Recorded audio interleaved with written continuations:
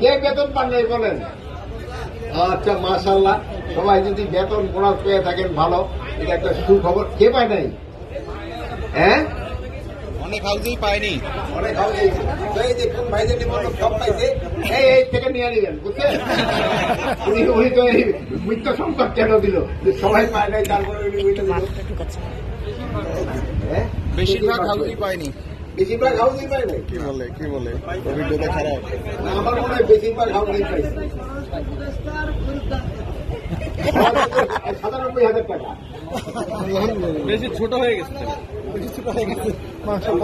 ছোট পরিবার মনে হচ্ছে। আবার পুরো আমার দিলেন না।